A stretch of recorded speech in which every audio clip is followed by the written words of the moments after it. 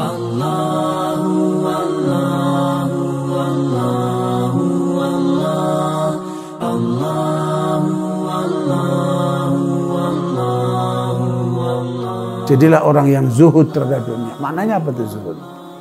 Gunakan duniamu untuk membangun akhirat. Coba lihat tuh Imam Laits, ulama besar yang ada di Mesir. Bahkan ulama-ulama menyebutkan bisa jadi Imam Laits itu lebih alim daripada Imam Malik rahimahullah. Imam Darul Hijrah, ulama besar, gurunya Imam Syafi'i, Imam Malik rahimahullah. Imam Laits ini ulama besar, tapi kemudian tidak setenar Imam Malik rahimahullah. Tahu apa yang dilakukan Imam Laits ini? Beliau ini ulama besar, tapi juga pengusaha sukses. Dan yang lucu, kekayaannya melimpah, tapi nggak pernah zakat. Bukan karena nggak mau zakat, karena habis hartanya sebelum waktu pembagian zakatnya. Itu setiap tahun. Luar biasa. Nah, di antaranya Laits ini mengirim uang itu ke ulama-ulama, termasuk Imam Malik rahimahullah, dikirimin kebutuhannya oleh Imam Laits ini. Padahal Imam Malik di Madinah, Imam Laits ada di mana? Di Mesir itu. Luar biasa antar mereka ini. Bahkan satu kali Imam Malik mengeluh kepada Imam Laits tentang hutang yang dia punyai, karena itu beban. Ya, maka setelah membaca itu, Laits langsung mengirim sejumlah uang untuk supaya Imam Malik menutup hutangnya itu. Luar biasa. Karena itu barakallahu, ulama juga butuh hidup, dia punya keluarga juga. Tapi tidak berarti kemudian harus mendempe-dempe, harus menjilat sana menjilat sini. Zuhudlah terhadap dunia. Ini tanda pertama ulama itu. Artinya dunia yang dia miliki dia gunakan untuk taat sama Allah. Dunia yang dia miliki jadikan kendaraan untuk membangun akhiratnya sebagai jembatan menuju akhirat. Itulah artinya zuhud terhadap dunia ini. Bukan kiri ya. Banyak ulama yang kaya raya, tetapi kekayaannya untuk membela Islam, kekayaannya untuk taat kepada Allah, kekayaannya untuk membangun akhiratnya. Begitu harusnya ulama itu. Ulama pelit itu ulama apa itu? Berarti belum beres itu ilmunya. Ulama foya-foya, ulama apa itu? Berarti belum beres itu ilmunya itu. Nah, jadilah yang zuhud kalau jadi ulama. Begitu kata Imam Hasan Al-Basri rahimahullah. Yang kedua, ar-raghibu fil akhirah, semangat akhiratnya. Jangan ulama itu semangat ketika mengkaji kitab, tapi ketika beribadah tidak semangat. Ketika berdakwah tidak semangat. Ada yang salah dengan ulama seperti ini. Makanya gambaran para sahabat itu diterangkan oleh para tabi'in, termasuk Hasan al-Basri itu. Ruhbanun bil-lail, fursanun bin-nahar. Mereka pendeta-pendeta di waktu malam, ahli ibadah di waktu malam. Dan siang mereka menjadi pecoki-pecoki, pemberani-pemberani di medan perang itu. Begitu ulama itu. Jangan jadi ulama yang lemah. Apalagi untuk membangun akhiratnya. Kita harus semangat untuk membangun akhirat kita.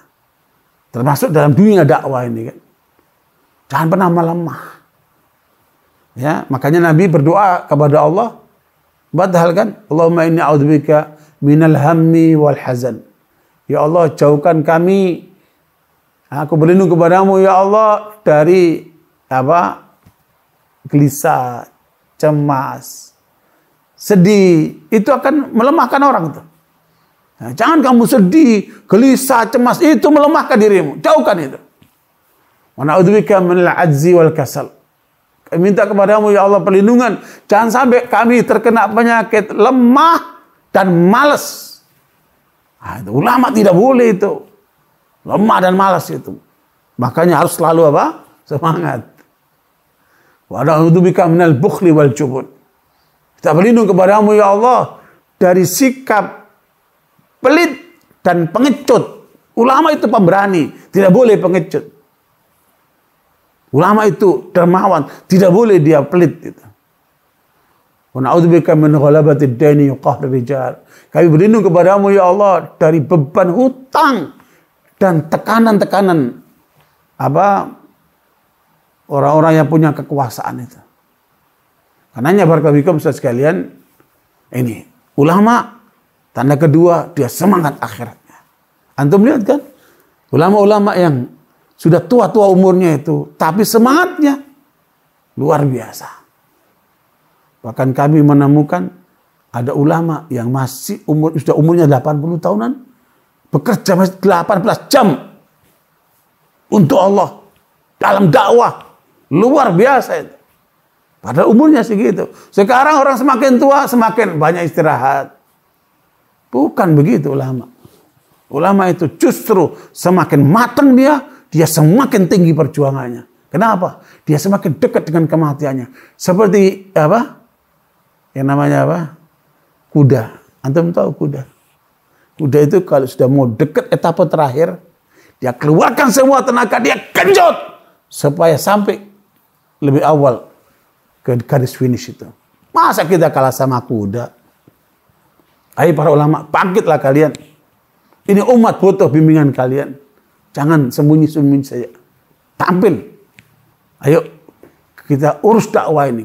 Kita bangun umat yang benar. Dunia sana menunggu peran kita di Indonesia ini. Karena itu barakallahu fikum. Ayo kita bareng-bareng bersama-sama. Ya, seperti kata Allah kepada Muhammad SAW dalam surat Yusuf ayat 108, "Qul hadhihi sabili ad'u ila Allahi ala basiratin ana wa man ittaba'ani fa subhanallahi wa ma ana minal musyrikin." Ya, katakan Muhammad, inilah jalanku. Aku menyuruhkan manusia ke jalan Allah. Jalan Allah bukan jalan yang lain. Ad'u ila Allah, aku menyuruhkan ke jalan Allah. Ala basiratin, dasarnya ilmu dan realitas. Basirah itu dua, itu intinya. Menguasai ilmu agama tapi juga menguasai realitas. Supaya tepat sasaran. Supaya efektif. Ini banyak orang berilmu tapi tidak paham realitas. Banyak orang paham realitas tapi tidak paham ilmu. Harus dua-duanya. Makanya Abdullah bin Mubarak mengatakan la yuftil mufti hina yufti hatta yakuna aliman bil athar basiran bil waqi'. Jangan seorang menjadi memberi fatwa sampai dia paham dalil dan dia paham tentang realitas.